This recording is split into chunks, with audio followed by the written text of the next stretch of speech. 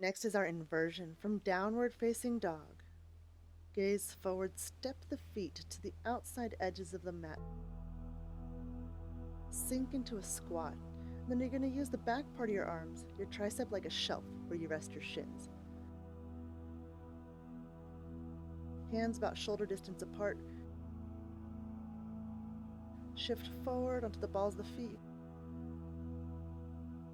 You can pick one foot up off the ground, other foot, both feet. Test out your balance here. You can come in and out of the posture if you'd like.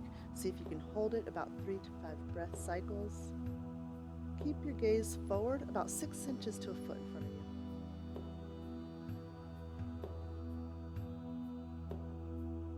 Take the vinyasa back to downward facing dog.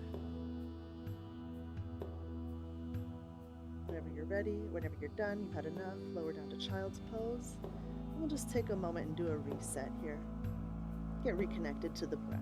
So, child's pose. Connect back to that Ujjayi breath, in and out through the nose. Slow the heart rate back down.